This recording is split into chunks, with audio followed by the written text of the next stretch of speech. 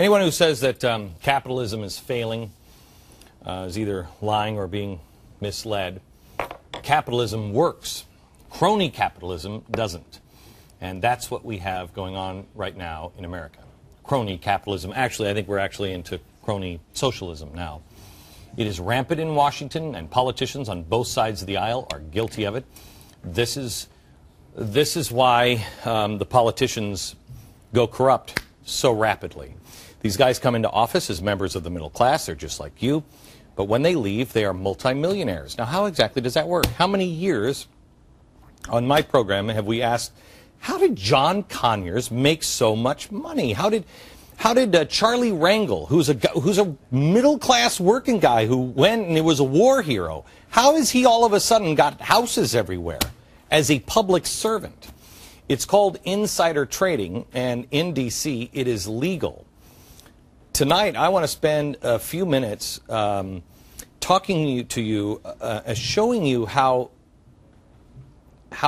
insane the insider trading is. And when people say, well, why would they want to do that? Why would somebody want to collapse the system? Why would they? Because they're building the infrastructure. They have a playground that you don't have. And wait until you see how George Soros has made his money in the last 18 months. Peter Schweitzer is the William J. Casey Research Fellow at the Hoover Institution. He is the author of Throw Them All Out. If you haven't read this book, you need to read this book. It is, it's amazing. I warn you, not good for your blood pressure. But it will show you that this is not a Democratic problem. It is on both sides. How you doing? Good to see you. Good to see you, Peter. Okay, so where do you want to start? You want to start with all of them, or you want to start with Soros? It's up to you. We could maybe start with a couple of historic events that kind of put everything to relief and give it a timeline. Go for all right. it. Let's start with the 2008 financial crisis, if we could. And we'll try to visualize it here to make a little bit more sense of it. Going back in time to the financial crisis, people will recall that in mid-September there were concerns about where things might be going. Well, on Capitol Hill, there was a briefing put together by Hank Paulson, the Treasury Secretary, and Ben Bernanke, who was the Fed Chairman. Now, they had a series of briefings and meetings with congressional leaders. These were closed-door briefings to show you how secretive they were. You had to leave your BlackBerry and you had to leave your cell phone at the door because it was that sensitive. This is when? Right this before is September of 2008. Before TARP. That's right, before TARP. Now, the Dow Jones Industrial Average is still over 11,000, so people are a little bit nervous, but panic has not set in yet. Got it. And on the night of September the 18th, they hold this briefing at 7 o'clock at night. Members of Congress are there. Let me just give you an example of what happens. At this meeting, according to Paulson's memoir, they describe to the congressman that we are facing financial calamity. They tell them that the stock market's going to go down at least 20%. They explain that we could be facing a worldwide financial crisis and that we need to take action pretty strong and pretty soon. Pretty dramatic statements. According to Paulson, the members of Congress that were there were ashen-faced and stunned at what they were hearing. Well, the next morning, one of those people who was at that meeting is Spencer Baucus. He's a Republican from Alabama, the ranking Republican then, now the chairman of the House Financial Services Committee. He takes that information and the next morning shorts the market. Now, for those who don't look at options trading or don't understand it, what shorting means is you're betting or knowing that the market's going to go down. That's crazy that that's allowed to happen. Yes, and he does it the next day. He buys something called ProShares Ultra Short. Keep going. Which is a leveraged options trade. So he literally is betting that that the market is going to go down, and he makes $10,000 off of that one transaction just that one day. Now, Spencer Baucus is not alone. He's not the only one who's at that meeting. And there are 10 people at that meeting who end up the whole stack. I'll get the whole stack. You keep going. All right. I'll hold the stack. There are 10 members of Congress and Senate who are at those meetings, and a lot of those end up selling a lot of their shares based on this private briefing they got. Dick Durbin, who is on the subcommittee for financial services in the Senate and the second-ranking Senate Democrat, he decides, based on this information, to sell his holdings to avoid losses, and he does. He sells more than $70,000 worth of his investments, which for Dick Durbin is a lot of money. Okay, so hang on, just so you know, you haven't been allowed, you don't know. You don't know. They're still playing a game with you. You don't know this is coming because you'll freak out. So you are going to receive the losses. They're pulling their money out, or even worse, they're betting against the market. We have to figure it out. I have to tell you. This is what I think is coming. They know. Okay. That's a great point, Glenn, because right now, while they're doing this, the Dow is over 11,000. In a month, it's going to be down to 8,000. My gosh. And a lot of these guys have gotten out of the market or short of the market, and they're actually making money on this calamity. Now, here's what's interesting about what Durbin does. He takes and sells his shares in stock, and then a few days later, he buys shares in Berkshire Hathaway. Berkshire Hathaway is the investment fund that is run by Warren Buffett. This is an interesting purchase because he buys this on September the 21st. The next day, on September the 22nd, it's publicly announced that Berkshire Hathaway is buying a big stake in Goldman Sachs. And, of course, Goldman Sachs gets a... Who did this? This is Dick Durbin. Dick Durbin sells all his shares, and then on September the 21st buys Berkshire Hathaway stock, and then the next day Goldman Sachs is purchased in part. Any doubt in your mind that... No. None whatsoever. And they get a 10% dividend. So he's made a great timed bet getting out of the market and then making the right decision and buying Berkshire Hathaway. Who would ever want to lose this job? You wouldn't want to. You would never want to lose this That's job because right. it's all legal. That's exactly right. Right. And this is why they stay in there and they never get out because...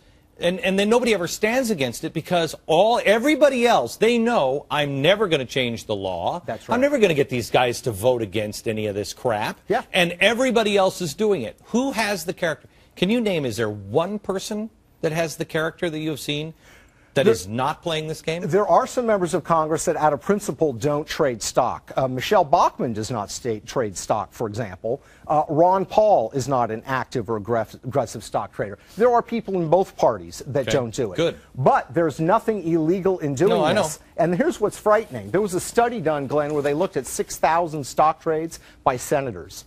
And what they found is the average corporate insider beats the market by 5% a year. That's pretty good. So in other words, somebody who's in the know in the stock market Exactly. business. They beat the market by 5%. Hedge funds, guys like Soros, the guys that make big bucks, they beat the market by 7 to 8% a year.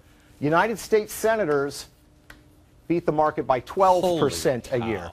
So either they're a lot more brilliant than we ever give them credit for, and we know that's not true. They're dumb as a box of rocks. So there's something fishy going on. Now, they weren't the only ones that did it. We had a gentleman named John Kerry and his wife, of course, are very wealthy, also make some interesting well-timed trades. After the market drops, they buy shares in Citigroup in October. What's interesting about this is they buy them literally a couple of days before it's publicly announced that Citigroup is going to get $50 billion worth of bailout money. You can imagine what the stock of Citigroup did on that knowledge. And there were numerous other financial transactions. So when he bought it, it's all on the way down because everybody's like, I don't know what's going to survive. No, everybody's getting out of, what was Citigroup at a share? It was, at that point, I believe, down at about $8 a share. Holy cow. Yeah. When he bought it, it was 8. What did it go back up to? It doubled. It doubled after the Citigroup bailout. How's your 401k? Did you double your money? Did you double? Because he doubled his money. And there's the same thing with Bank of America. He did the same thing with Bank of America. So these are people that are designing the bailout, getting access to inside information, and they're buying into the banks that they are designing the bailout for. It's legalized bribery. Yes. The example would be, Glenn, is if we allowed professional athletes to bet on games in which they played. We'd never let them do that.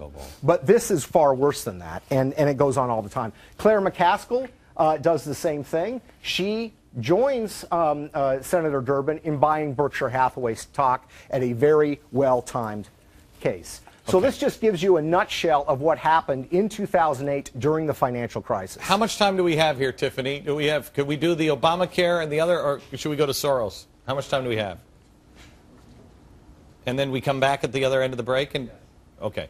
So we have 3 minutes here. So let's, and then we come back to the break and we have some more time. Okay. So should we go to We can do Obamacare now? Let's go yes. Obamacare now. Yes. And let me get the, okay. you start on Obamacare. And okay. Matt, will you turn that here? Okay. So Obamacare in 2009, this is another historic event. In this case, we have big government involvement in the healthcare business. Let's focus first of all on Gerald Paulus, who's a Democrat from Colorado, very wealthy. He is a big supporter of Obama's health care plan. He does something that I think is pretty cynical. He is supporting it. He's on the Powerful Rules Committee, and he's on the Committee on Education and Labor, where this bill passes through. As that bill passes through his committee, he buys between $7 and $35 million into a company called Bridge Health International. What is Bridge Health International? This is what's called a medical tourism company.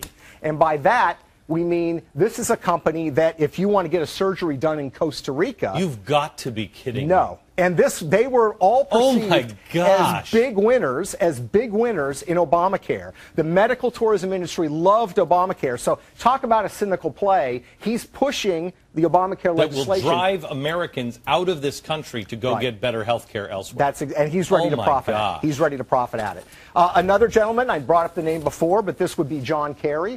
John Kerry is actively and aggressively buying and selling health care stocks during the 2009 Obamacare legislation, and he literally ends up netting millions of dollars in capital gains. So he's writing legislation, pushing it, and making sure that he profits from it. Senator Carper, who sits on the same committee, he was, according to Tom Daschle in the Obama White House, the point man of Obamacare. He's trading health care stocks at the same time he's pushing it through the United States Senate. And then we have John Boehner, who is now Speaker of the House. At the time, he was leading the opposition to Obamacare. He was opposed to the public option, which in my mind was the right position to take. Yep. The problem is 3 days before it was publicly announced that the public option was dead, he bought stock in 5 different health insurance companies. And of course, these companies wanted to see Obamacare die, and their stock prices went up when the news became public. So you literally see these individuals doing this. There's nothing illegal with it, and there's nothing unethical about it, at least by the standards of the Senate and House ethics committees. There are no standards in the Senate and House. There aren't. There aren't. In the Senate ethics manual, there are 6 paragraphs on the improper use of Senate stationery. There's not one mention of insider trading. Will any of the candidates lead a charge against this? Well, some of the presidential candidates have talked about it. Rick Perry has talked about it and condemned it. He actually had a great spot on it. I think he believes that. Do you think he believes that? I think he does. Okay, who else? That's been about it. Wow. Yeah, that's been about it. Now, people condemn it, but in terms of really taking action and holding these people accountable. Any of this stuff changes? No, I don't think so, unless the American people continue to rise up and demonstrate their anger. There's something called the Stock Act that would make insider trading illegal among congressmen. It had 6 co-sponsors before my book came out. It now has 147. So, and that's really because the anger of the American people in hearing about this. But there are problems with the Stock Act, namely that I don't think it will be enforced by the Securities and Exchange Commission because they're too scared of Congress. But there are... This is crazy. There are responses that we can take. How can you possibly... How can we fix our country with this going on? We can't. We can't. We can't. And you know, Glenn, if we can't fix this... You can't fix anything. How can we fix anything? You can't fix Social Security. You can't fix it. Because this requires honorable men and women. Right. This requires people to say, you know what, this isn't right. Yes. I know everybody else is doing it, but this isn't right. Yes, that's exactly right. That takes moral fortitude or intestinal fortitude of Washington or Lincoln proportion, and these guys aren't capable of this. Yeah, you know, Thomas Jefferson said in 1807 when he left public life, I have the honor of leaving with my hands as clean as empty as when I entered. I'm not sure there are many people in Washington that can say that today. No. Okay. Unfortunately not.